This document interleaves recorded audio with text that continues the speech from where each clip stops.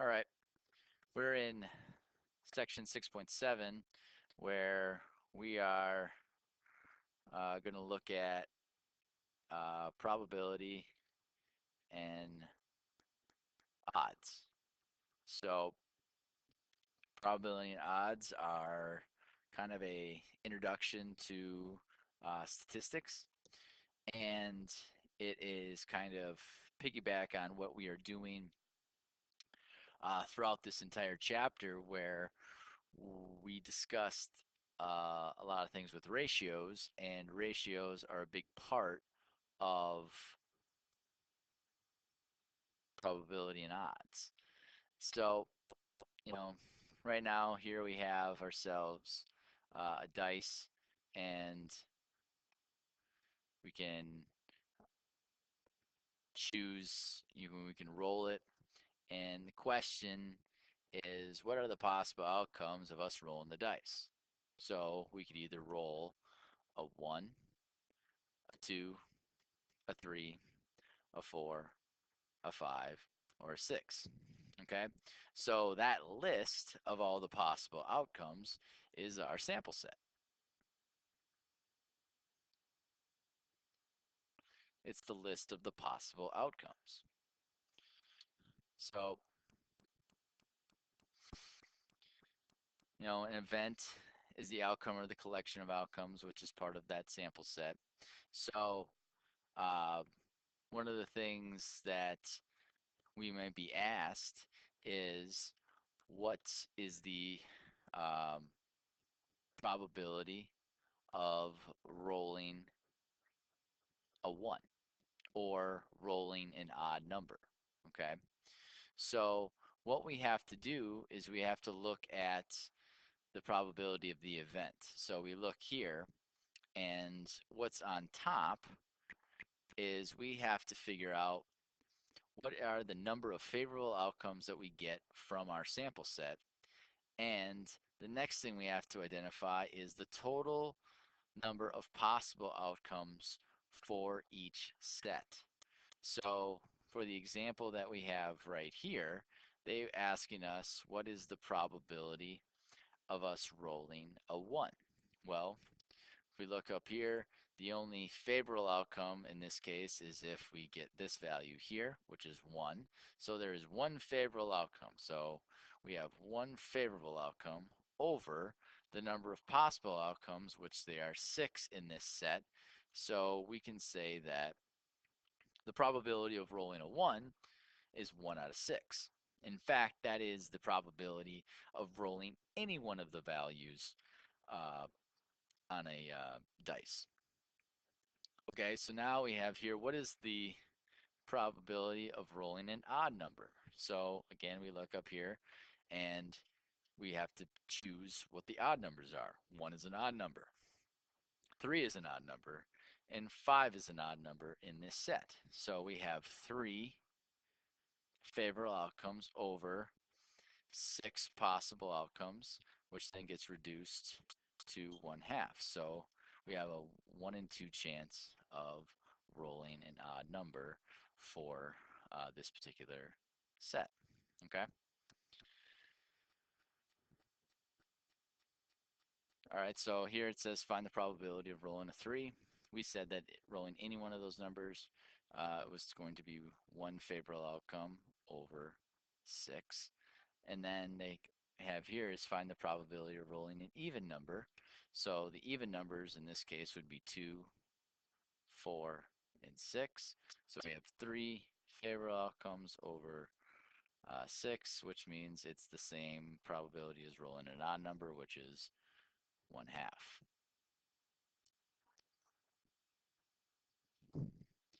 So there are two different probabilities. There's the theoretical probability, which we just looked at on the first page, and then we have the experimental probability. So theoretical probability, if you look in the notes here, it says what is supposed to happen when you roll a dice or flip a coin or any sort of, you know, lot of different other things. Um, The probability we found on the last page were all theoretical probabilities. So we said like, oh, rolling a three. Well, we know how many, you know, possible favorable outcomes over the number of total outcomes in a particular set. Now, the experimental probability is what actually happens when you perform your experiment. All right. And I'm going to ask you to perform a experiment in class. And so what we're going to have is you're going to have some dice. So what I would like you to do is uh, get out get out some dice, and before you get the dice, what I would like you to do is, in fact, what I want you to do is cross out trial and cross out results. Right above that, I want you to leave some space and mark values 1 through 20.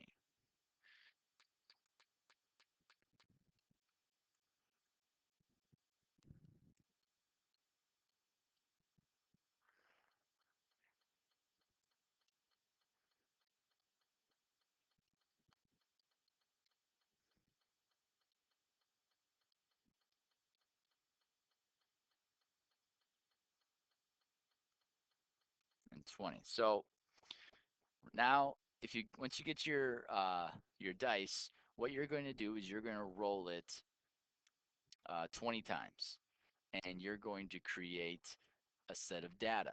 Okay, so I created my own set. So my first roll in this case was a 2, in this case was a 1, in this case was a 3, 4, 1, 2, 2.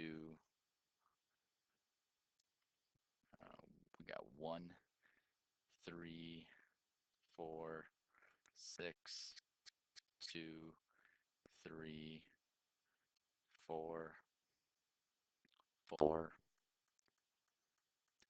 6, 2, 4, 2, and 6. So now what I want you to do is you to roll your dice 20 times. So pause the video, roll your dice, and then when everyone's finished, we can start up again.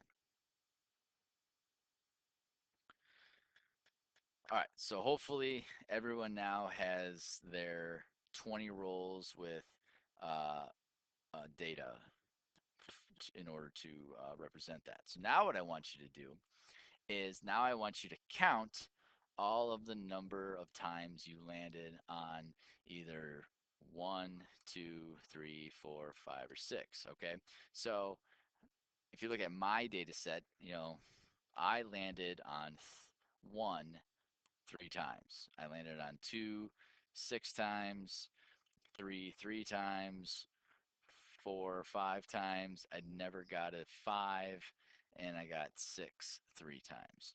So count them up, and then I want you to attach a percentage to it. So here I got 3. So that's the percentage would be 3 out of 20 because I had 3 times I got a 3. I had 20 attempts, and that was going to equal 15%. All right, so again, take some time. If you need to hit pause here, hit pause so everybody gets a chance to figure out the percentages for each time they landed on a particular value of the dice. All right, so hopefully you had some time. From my data set, I landed on 2 30% of the time. I landed on 3 15% of the time. I landed on 4 25% of the time. I landed on 0 0% of the time. And 3 was 15% of the time. All right. So some of the things that we can think about, or at least talk about, is we know that the theoretical probability of landing on any one of those values is 1 out of 6, and that is roughly, it was like 16.6 repeating percent, which is really close to 17%. Okay. So in my experiment, I had a few that got really close. I got the one, the three, and the six. They got really close to that 17%. And I did have some outliers with the 30%, the 25%, and of course the 0%. All right. So before we answer any other questions, uh, what I want to kind of touch on is what can we say about the theoretical probability in comparison to the experimental probability? Well, in my case, maybe not necessarily in your case, I had some that were very, very close and some that were not close at all. Now, you guys conducting the same experiments may have nothing that gets close to the theoretical probability of 16.6 repeating percent, which is fine. But now the question that I could ask you is what it would what would we have to do in the experiment in order to get our results closer to this value? And the answer to that is we must have more data. Okay, so right now we did 20 uh, we did 20 trials. Well, let's say we did 100, or let's say we did 1,000, or even 10,000. If we conducted more trials, we would have more data and we would get very, very close to this value here. All right. We certainly would have some outliers, but for the most part, we would get very, very close. Okay.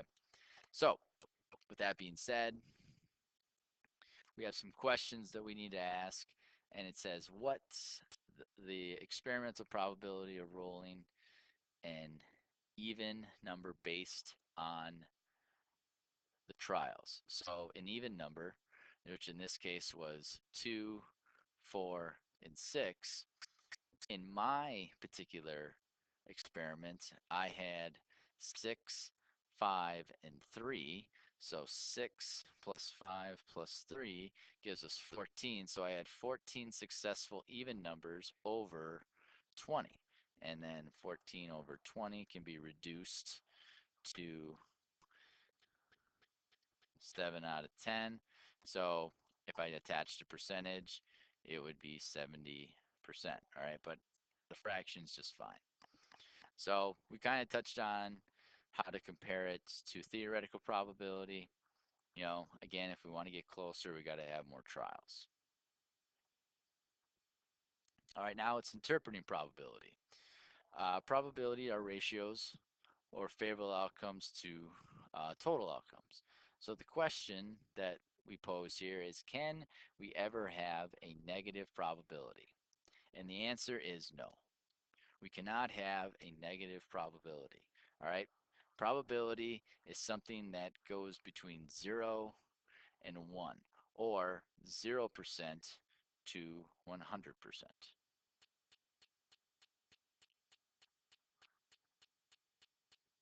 Next question we have here is, can we ever have a probability bigger than 1? And that is another answer that is no. Like it said, goes between 0 and 1, and all probabilities are between 0 and 1. So if we were to attach a likelihood or attach a wording to it, if we had a 0 probability or a 0% probability, that means that it won't happen. If we're in that 25% range, it's unlikely. If it's half and half, it's usually like maybe it could happen, maybe it couldn't. If it's in that 75%, it's likely to happen.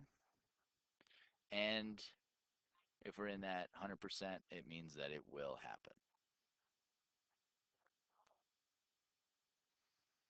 All right, so here we're going to be making some predictions from a passage. And so it says here is, if I pick out 10 M&Ms and 4 of them are blue, if I picked 20 others, how many do you predict will be blue? So to find the experimental probability of picking a blue M&Ms. So that's step one. Step two is you are going to multiply the experimental probability by the number of trials you will be attempting.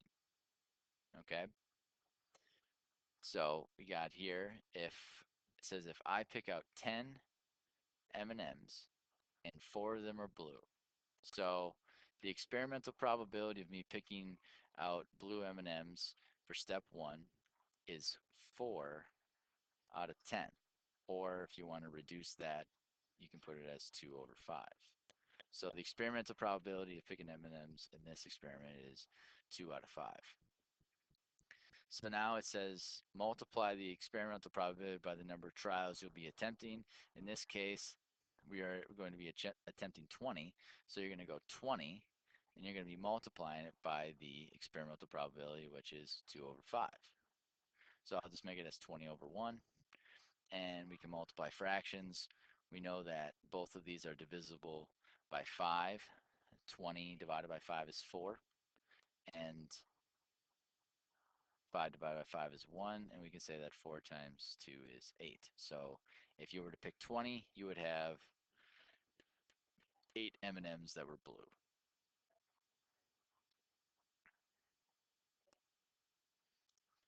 All right, now we're trying to figure out odds. Odds are very different than probability.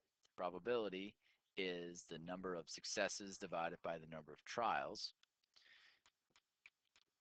Odds, on the other hand, have two separate fractions or two separate ratios, and it's all in how you are being asked the question. You have odds in favor and you have odds against.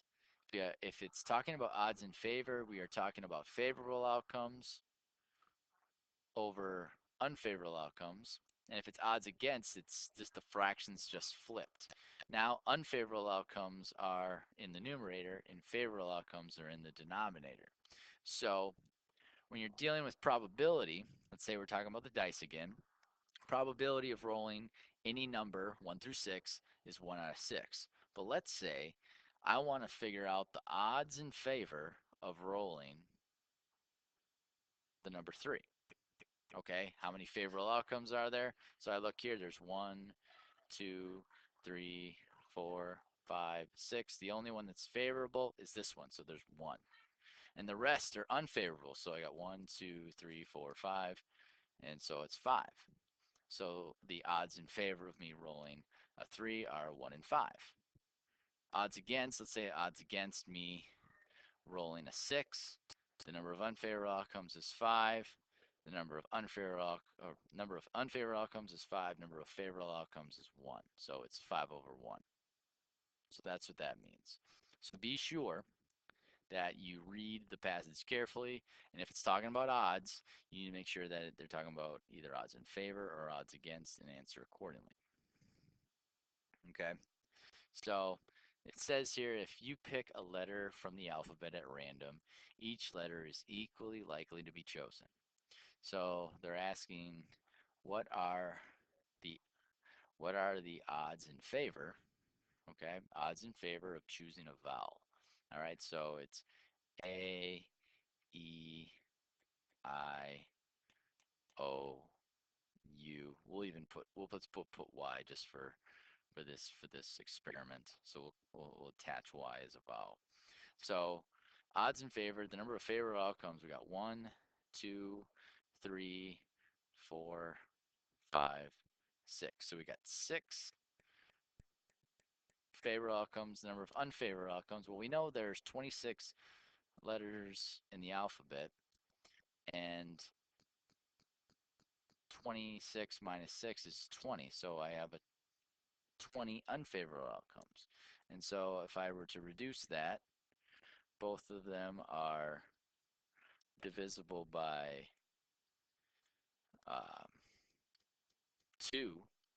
So I could say that this is 3 over 10. So I have a 3, the ratio is going to be 3 over 10. All right, so now here it says, what are the odds against choosing a vowel? So the number of unfavorable outcomes in this case would just be the opposite. So I'd have 20 over 6, which then would be 10 over 3. Okay? And that is being able to um, interpret or find probability and odds. Hope this helps. Until next time.